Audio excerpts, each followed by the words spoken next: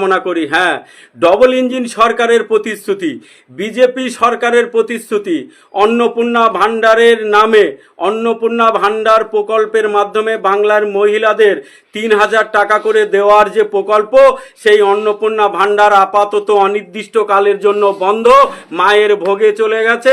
এখন থেকে অন্নপূর্ণা ভাণ্ডারের টাকা বাংলার কোনো মহিলা আর পাবেন না। এই 3 মাসে ডবল ইঞ্জিনের সরকার বাংলার মা বোনেদের 30 হাল করে ছেড়েছে। কখনো ব্যাংকের বইয়ের সঙ্গে আধার কার্ড লিঙ্ক, কখনো ব্যাংকের বইয়ের সঙ্গে মোবাইল নম্বর লিঙ্ক, কখনো ব্যাংকের বইয়ের সঙ্গে ডিবিটি লিঙ্ক, কখনো ইকেওয়াইসির নাম করে বাংলার মহিলাদের ব্যাংকের লাইনে দাঁড় করিয়েছে, জেরক্সের লাইনে দাঁড় করিয়েছে, তাদেরকে হয়রান করেছে, অপমান করেছে। বাংলার মা বোন দিদিদের বলতে শুনেছি ব্যাংকের লাইনে, জেরক্সের লাইনে, যে মমতা ব্যানার্জির সরকার কত ভালো ছিল, মমতা ব্যানার্জির সরকার এইভাবে আমাদের হয়রান করেনি। মমতা ব্যানার্জি যখন যেটা বলেছে তখন সেটা করে দেখিয়েছে। মমতা ব্যানার্জি জবে টাকা দেবে বলেছে, ঠিক সেই টাইমে টাকা ঢুকে গেছে। আর ডবল ইঞ্জিনের সরকার এই 3 মাসে আমাদের 30 হাল করে ছাড়ছে। ডবল ইঞ্জিনের সরকার আমাদের বলে দিক, অন্নপূর্ণা ভাণ্ডারের টাকা আমাদের দিলে দিক, না দিলে না দিক। এত ছলা কলা করার কি আছে?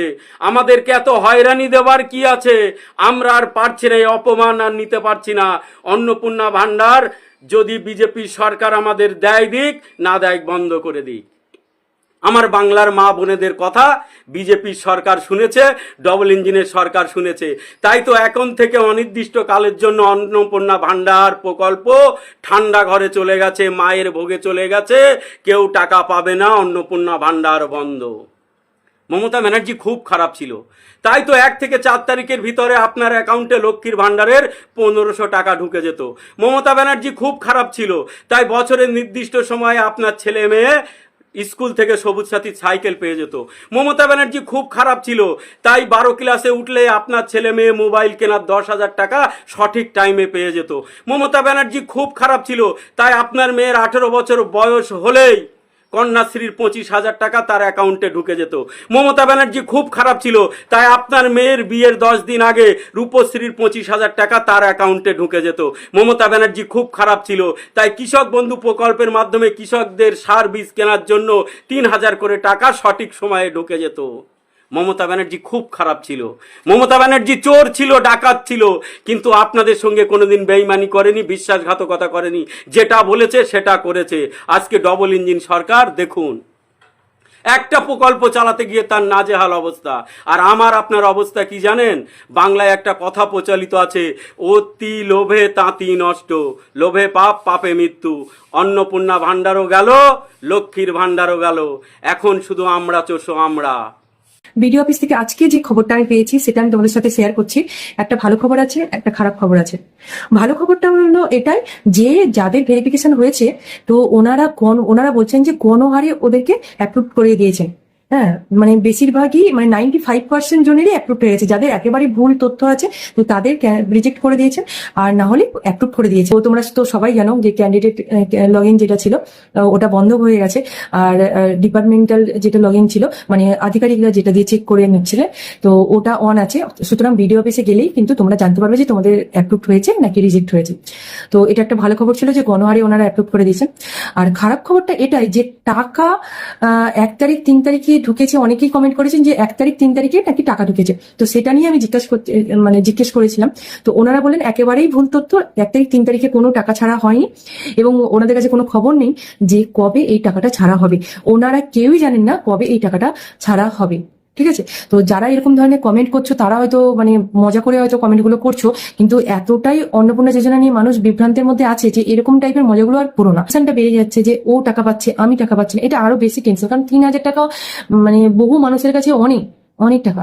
আর একটা কথা, যে অনেকেই বলছেন, অনেকে কমেন্টে জিজ্ঞেস করছেন যে অ্যাপ্রুভ হয়ে গেছে, তো আমি তো এখনো টাকা পাইনি, তো আমি কি ভবিষ্যতে টাকা পাবো? এরকম কমেন্ট অনেকেই করেছেন, কারণ ওনারা খোঁজ খবর হয়তো নিয়েছেন, বিডিও অফিসে গিয়ে চেক করেছেন যে অ্যাপ্রুভ হয়ে গেছে, তো ওনারা টেনশনে আছেন যে আমি কি তাহলে টাকাটা পাবো। সেটা নিয়েও আমি জিজ্ঞেস করেছি, সেটা নিয়েও ওনারা বলছেন যে যাদের অ্যাপ্রুভ হয়ে গেছে, সরকারি পোর্টালে যাদের নাম উঠে গেছে, ওনারা অবশ্যই টাকা পাবেন, নিশ্চিন্তে থাকুন। আপনি অবশ্যই এই টাকাটা যখনই টাকা ছাড়া হবে আপনার অ্যাকাউন্টে ঢুকে যাবে। আর পেমেন্ট ফেলিওর যারা, তারা অবশ্যই ব্যাংকে গিয়ে সমস্ত রকম চেক করে নাও, কেওয়াইসি, ডিবিটি লিঙ্ক গুলো সব ঠিক আছে কিনা। যখন টাকা ছাড়া হবে তোমাদের অ্যাকাউন্টেও কিন্তু টাকাটা চলে আসবে। তো এই বাজে কমেন্ট করে এই কিছু জানে না, ও কিছু জানে না, না, আমি খবর নিয়ে তবেই আমি এই ভিডিওটা বানাচ্ছি, ঠিক আছে। আমি ভুলভাল তথ্য একটা নিজের মন গড়া নিয়ে আমি বলছি না, ঠিক আছে। তো তোমরাও যদি পারো তো তোমরা ইনফরমেশন গুলো জোগাড় করার চেষ্টা করো, এবং তোমরা ভিডিওর মাধ্যমে অন্যদেরকে সেটা জানানোর চেষ্টা করো, যাতে মানুষ একটু চিন্তামুক্ত হয়, ঠিক আছে। এটাই ছিল, নমস্কার। আজকে তো 4 তারিখ হয়ে গেল, তোমাদের কি অন্নপূর্ণা ভান্ডারে টাকা ঢুকলো? কার কার ঢুকেছে? আমার কিন্তু টাকা ঢুকে গেছে। হ্যাঁ, সত্যি বলছি, টাকা ঢুকে গিয়েছে।